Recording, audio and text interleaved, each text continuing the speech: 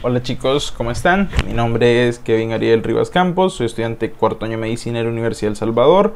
Mi Instagram es carribas-00 y este día les traigo como parte de su curso avanzado de Fisiología de la Harper Academia en colaboración con UDOX la segunda clase del curso de Fisiología Cardiovascular, y en este día vamos a estar viendo lo que es hemodinámica. Como les dije, la clase anterior de la introducción al aparato cardiovascular, este día vamos a necesitar utilizar muchos conceptos derivados de la física, en especial de la mecánica de fluidos, para entender cómo es que funciona todo el movimiento de sangre en nuestro cuerpo. Pues de ahí deriva hemodinámica, ¿no? Dinámica es movimiento, hemo, sangre. Entonces eso vamos a estar viendo el día de hoy. Este es uno de los temas que al menos en mi formación fue de los que más dificultad tuve para aprenderlo, y por eso sé que suele ser motivo de preocupación en muchos alumnos. Así que vamos a tratar de dar una explicación concisa, clara, fácil de recordar, y nos vamos a centrar más en los puntos claves y básicos para que ustedes lo comprendan, no tanto en muchos valores y fórmulas y bla bla bla. Entonces vamos a empezar. Bien, primero hay que recordar, como les había mencionado previamente, tenemos que recordar algunos conceptos muy importantes. Dinámica, que es la rama de la física que se encarga de las características del movimiento de los objetos. En el caso de la dinámica de fluido, el movimiento de los fluidos, que pueden ser gases y líquidos. En este caso nos vamos a centrar más en un líquido, como es la sangre. Bien, también la relación entre presión y flujo, que esto les voy a recordar algo muy importante para que no se les olvide ya de aquí en adelante. Con respecto a la presión y el flujo, siempre cuando tengamos dos compartimientos, uno con una presión más grande, en este caso vamos a hacer P grande, y uno con una presión pequeña, aquí está la P chiquita, siempre el flujo de líquido se va a guiar desde el lugar con mayor presión al de menor presión. Siempre va a ser así, y nuestro cuerpo y sus vasos sanguíneos no van a ser ninguna excepción. Entonces esto, por favor, que jamás se les olvide y lo tengan muy en claro para todo el resto de clases de este curso.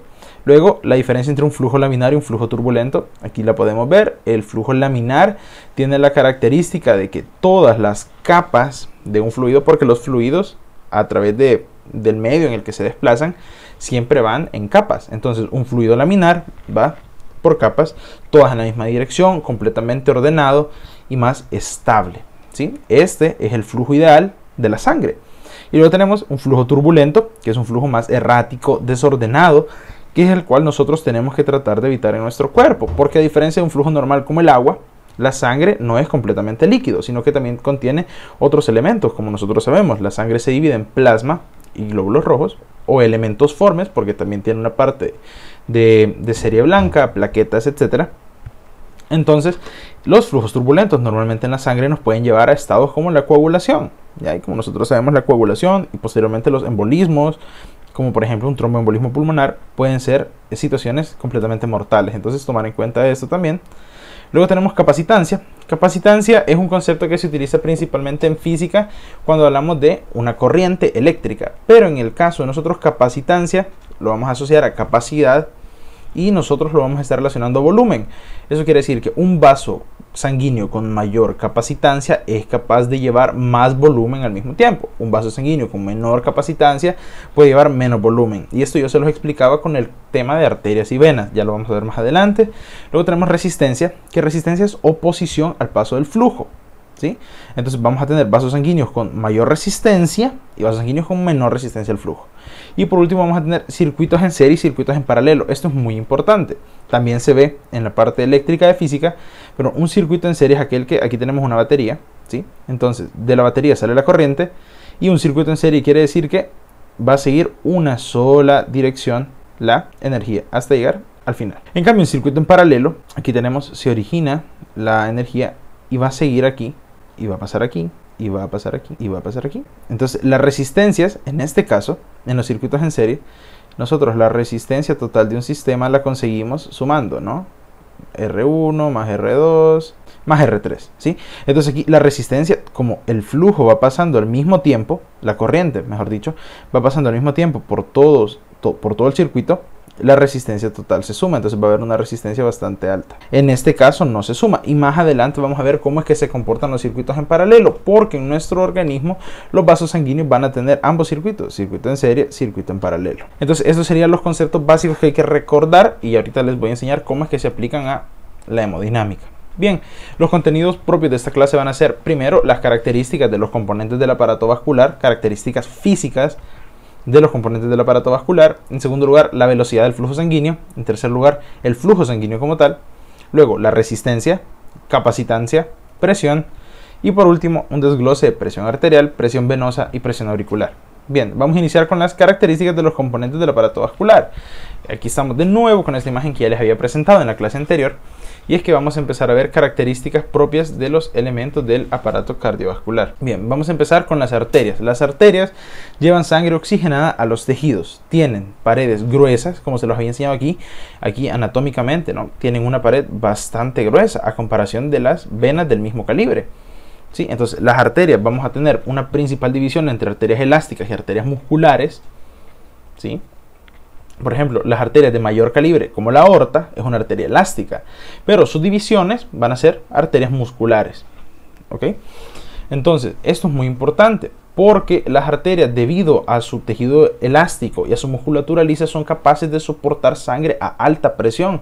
Recordemos que cuando el ventrículo izquierdo, ya les expliqué cómo se mueve la sangre, expulsa toda la sangre oxigenada, va a una presión altísima, y la aorta y las arterias musculares tienen que tener la capacidad de soportar esa presión sin romperse, sin alterar el flujo laminar que se está expulsando el corazón y no volverlo turbulento. Entonces tienen que soportar alta presión. Por eso dice que son vasos de alta presión.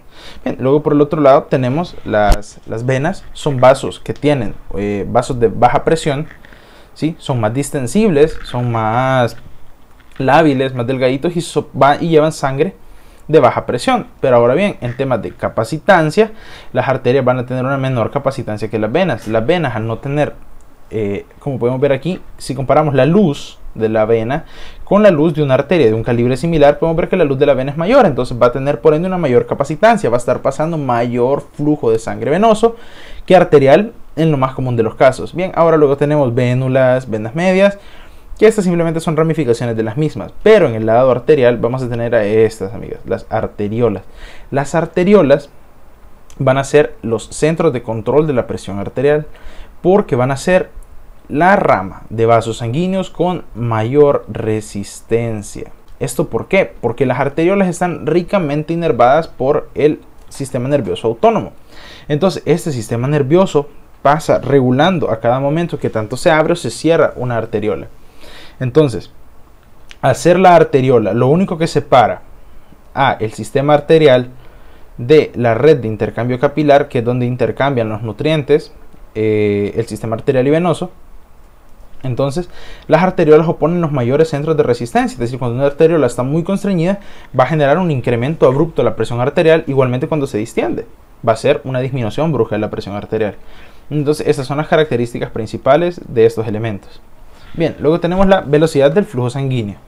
La velocidad del flujo sanguíneo va a estar determinada por la siguiente ecuación. La velocidad va a ser igual al flujo entre el área transversal del vaso. Aquí lo que nosotros tenemos que determinar es lo siguiente: ¿cómo se comporta el área transversal de los vasos sanguíneos? Si nosotros analizamos una arteria grande como la aorta, ¿sí?, tiene un área transversal. O sea, un área transversal quiere decir que yo agarro una aorta y la corto. Entonces, lo que me queda es el área transversal, ¿no?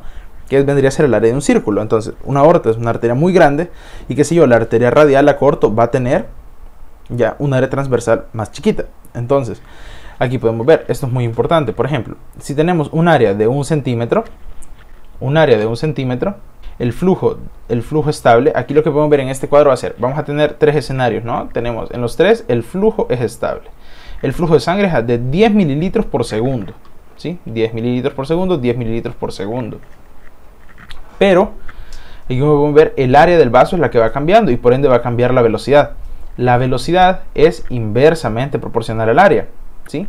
Recordemos que si nosotros tenemos un quebrado, ¿no?, ¿sí?, esto quiere decir que esto va a ser inversamente proporcional a este elemento y directamente proporcional a este elemento. Esto quiere decir que si el flujo aumenta, aumenta la velocidad del flujo, ¿sí? Pero si, digamos, aumenta el área del vaso, disminuye la velocidad, y por esto es muy importante esto. Mientras más chiquita sea el área transversal del vaso sanguíneo, más rápida va a ser la velocidad del flujo en él. Entonces, aquí es donde tenemos que tomar en cuenta algo. La aorta tiene una superficie transversal de 2.5 centímetros cuadrados. Sí, una superficie transversal, pero la aorta es solo una. Las pequeñas arterias, las arteriolas y los capilares son muchísimos más vasos y que nosotros los tenemos que tomar como un completo. Entonces, si yo agarro los miles y miles de capilares sanguíneos que hay y les paso un área de corte transversal, van a tener un área muchísima más grande que la aorta. Eso quiere decir que el flujo va a ser mucho más rápido en la aorta que en los capilares. ¿Por qué? Porque la aorta tiene una superficie transversal de 2.5 centímetros, mientras que los capilares de 2.500 centímetros cuadrados. Y esto tendrá una importancia. Claro que tiene una importancia. En los capilares, que es aquí,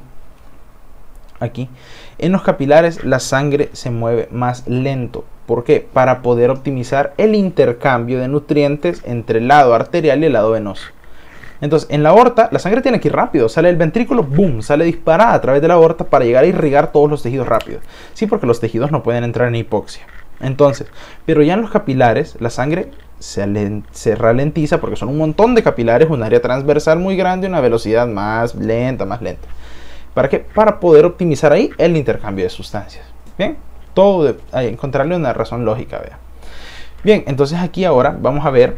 Ya vimos la importancia entonces de conocer la velocidad de flujo. Ahora, ¿cuál es la importancia de lo que yo les mencionaba? De un flujo laminar y un flujo turbulento. Que nosotros, como profesionales de salud, vamos a tener que emplear una técnica de evaluación física llamada auscultación. Y cuando nosotros queremos auscultar un vaso sanguíneo, tenemos que tomar en cuenta que el flujo laminar es sordo, ¿sí? Es sordo, o nos va a dejar sordos a nosotros. No tiene sonido alguno. Si ustedes agarran un estetoscopio y se lo ponen aquí en la arteria radial, así como si nada, o aquí en la arteria braquial, en realidad no van a escuchar nada, porque el flujo es laminar. Entonces, en esto se basa la toma de la presión arterial y los famosos ruidos de Korotkov. Cuando nosotros insuflamos el manguito, ¿no? Y llegamos a un punto de comprimir la arteria braquial, ¿sí? En ese momento se detiene el flujo sanguíneo. Y cuando nosotros liberamos esa presión, en ese momento la sangre va a empezar a rebotar en las paredes del vaso y va a crear un flujo turbulento, que es el que va a crear el sonido a la auscultación de los famosos ruidos de Korotkov para nosotros hacer la medición de la presión arterial. Otra forma importante es que en el corazón, en las válvulas, cuando pasa la sangre, por ejemplo, de la aurícula al ventrículo, de la aurícula izquierda al ventrículo izquierdo, de la válvula mitral, normalmente el flujo va a ser laminar. Cuando la válvula está sana, el flujo va a ser laminar. Entonces no va a haber ningún sonido extra, más allá que el cierre valvular. Pero cuando tenemos pacientes que tienen una patología en esa válvula, se va a crear un flujo turbulento a través de la válvula. La válvula, por ejemplo, está estenosada, está más estrecha, va a empezar a pasar la sangre rebotando y va a crear un sonido que se conoce como soplo. Bien, luego tenemos aquí otra importancia para la velocidad, que tenemos el número de Reynolds. El número de Reynolds es un indicador que nos ayuda a nosotros a poder predecir si un flujo va a ser laminar o si el flujo va a ser turbulento. Entonces, el número de Reynolds se calcula de la siguiente forma: es igual a la densidad de la sangre por el diámetro del vaso sanguíneo por la velocidad de flujo entre la viscosidad de la sangre. Entonces, aquí lo más importante del número de Reynolds es esto de la viscosidad de la sangre. La viscosidad de la sangre está relacionada al hematocrito. Entonces, si nosotros tenemos pacientes con anemia, es decir, con un hematocrito bajo, ¿sí? Un hematocrito bajo, las personas con anemia, ¿sí? Van a elevar el número de Reynolds. Y cuando llegamos a un punto que el número de Reynolds es mayor a 3000, decimos que el flujo va a ser turbulento, pero un número de Reynolds menor a 2000, el flujo va a ser laminar. Entonces, factores que aumentan el número de Reynolds: la anemia, como les dije, porque la viscosidad de la sangre se disminuye, por ende, como son inversamente proporcionales, viscosidad disminuye, Reynolds aumenta. Entonces, quiere decir que el flujo va a ser turbulento. Igual, la estenosis de un vaso, por lo que ya les decía.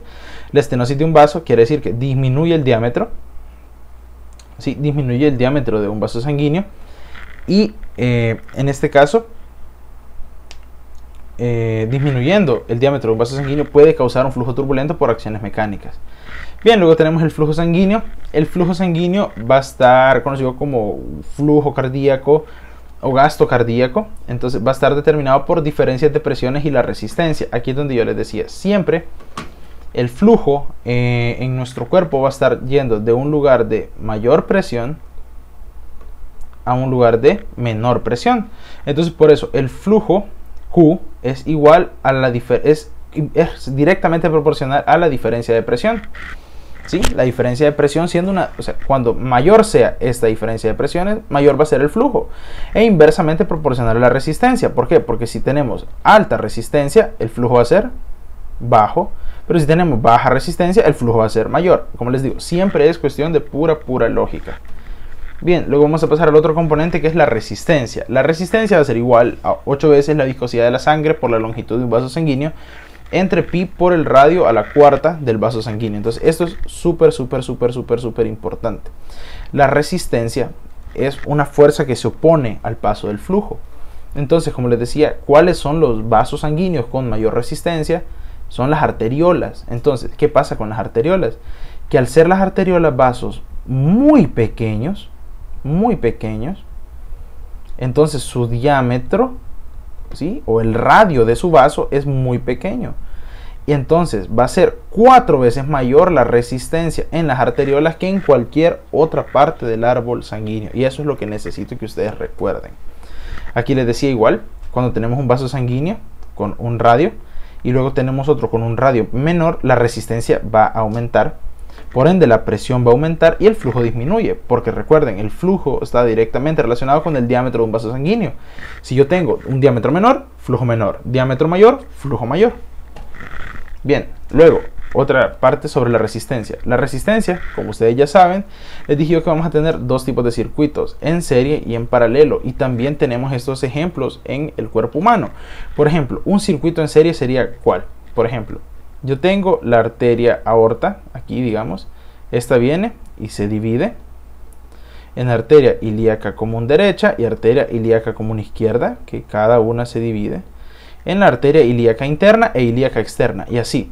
Si se dan cuenta, la sangre va siguiendo una sola dirección, ¿sí? Una sola dirección. Entonces ese es un flujo de serie en paralelo, que va a ir de mayor presión a menor presión. Es decir, la aorta va a ser la arteria con mayor presión y estas van a ser de menor presión.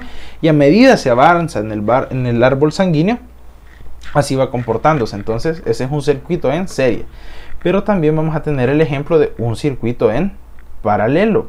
Por ejemplo, sale la sangre por la aorta y se va a distribuir de la aorta a todos los sistemas, ¿sí? En este caso, la sangre va a seguir tomando aquí la aorta, sale, ¿verdad?, a la irrigación cerebral, la irrigación coronaria, la irrigación renal, la irrigación gastrointestinal, toda la irrigación del músculo esquelético y la irrigación de la piel.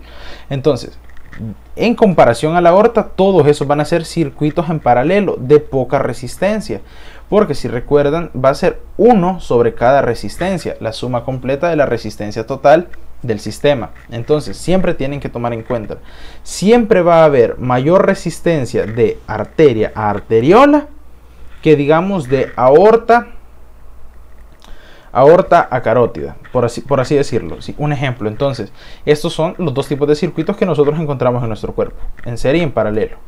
Luego tenemos el tema de la capacitancia. La capacitancia va a ser igual al volumen entre la presión. Eso quiere decir que un vaso que va a mayor presión va a tener menor capacitancia. Y entonces, ¿qué es lo que se explica a través de esto? ¿Sí? El tema de arterias y venas. ¿Qué les dije yo? Las arterias tienen mayor capacitancia, ¿sí? ¿Sí? Tienen mayor capacitancia. Perdón. Las arterias tienen menor capacitancia. ¿Por qué? Porque son vasos a alta presión. En cambio, las venas tienen menor presión y mayor capacitancia. Entonces, siempre les digo, la importancia de la hemodinámica es a nivel conceptual, no a nivel de estar calculando cuánto es la capacitancia del vaso sanguíneo. Eso no importa, porque nosotros lo que necesitamos es lo práctico, entender cómo se comportan estos vasos sanguíneos para poder identificar los problemas en ciertas patologías. Entonces, aquí es lo que yo les digo, ¿sí? Tenemos que, como es inversamente proporcional a la presión, vamos a tener que la presión alta en las arterias hace que su capacitancia sea menor. Y como capacitancia es directamente proporcional al volumen, ¿ya? Va a haber un menor volumen en las arterias. Y las venas tienen menor presión, mayor capacitancia, mayor volumen. Dato importante mencionar que la capacitancia de nuestros vasos sanguíneos siempre va disminuyendo con la edad. Eso quiere decir que a medida nosotros envejecemos, nuestros vasos sanguíneos se vuelven menos distensibles, entonces menos capaces de soportar grandes capacidades de volumen. Bien, aquí otra vez el ejemplo de arterias y venas. Luego pasamos a la presión y es muy importante mencionar esto. Los vasos de mayor presión son los vasos a Los vasos arteriales y los vasos venosos son los de menor presión. Ahora, ¿cuáles son los vasos sanguíneos con mayor presión?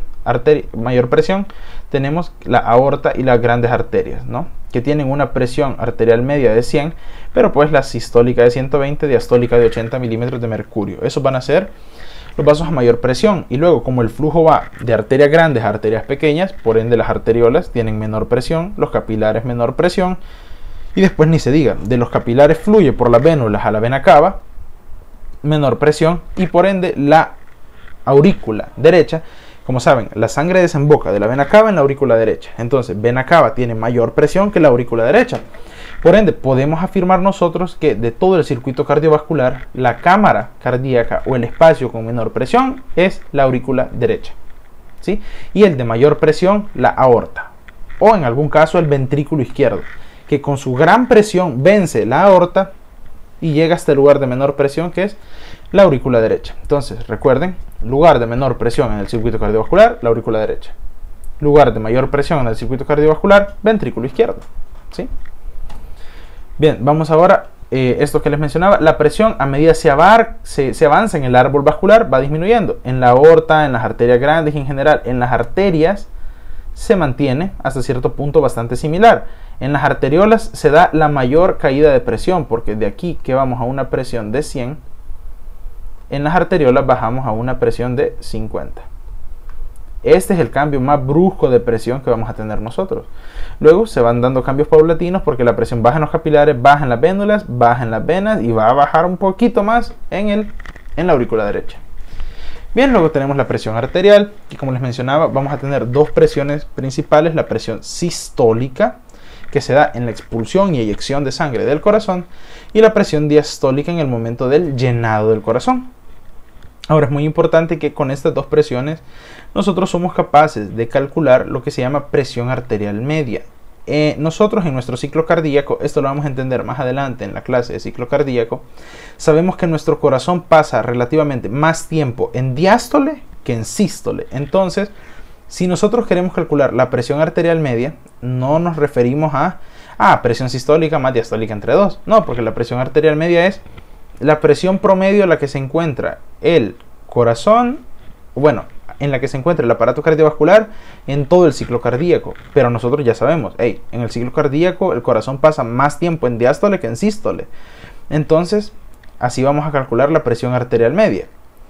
Presión sistólica más 2 veces la presión diastólica entre 3. Como mnemotecnia, pues pueden tener una vez la presión sistólica más 2 veces la presión diastólica entre 3, ¿sí? Entonces, recuerden, esto se hace porque, aquí dice 2 veces presión diastólica, porque nosotros pasamos más tiempo en diástole que en sístole. ¿Ok? Luego aquí tenemos algunos cambios que se da. Esta es la presión arterial normal, media. Entonces aquí podemos ver en el caso de la ateroesclerosis, que es una enfermedad que nosotros sabemos que vuelve rígidos, estenosados los vasos sanguíneos, vamos a tener una mayor presión, ¿sí? Y en el caso de una estenosis aórtica, es decir, que la aorta sea incapaz de poder soportar grandes volúmenes de sangre, la presión va a disminuir, ¿sí? Muy importante que lo tomen en cuenta, son ejemplos. Luego tenemos la presión venosa, que como ya lo pudimos ver, por ejemplo aquí, la presión venosa es bastante disminuida. Si por ejemplo en la vena cava es de 4, eso es muy importante mantenerlo. Entonces, la presión venosa es muy disminuida y la presión auricular es la más baja de todo el aparato cardiovascular. Bien, esto fue todo de mi parte este día. La bibliografía utilizada, igual que en todas las clases de fisiología cardiovascular, es la Fisiología Médica de Guyton, 14ª edición, la Fisiología Médica de Boron en su 3ª edición y el VRS de Constanzo, la 7ª edición. Les quiero dar mucho las gracias por la atención este día. Espero que todo haya quedado muy claro. Como siempre les digo, sigan en sus redes a la Harper Academia, síganme a mí. Cualquier pregunta la pueden hacer en mis redes sociales. No olviden de chequear la página de UDocs, que sin su apoyo sería imposible traer todo este contenido completamente gratuito para ustedes. Y nos vemos en la siguiente clase. Muchas gracias. Adiós.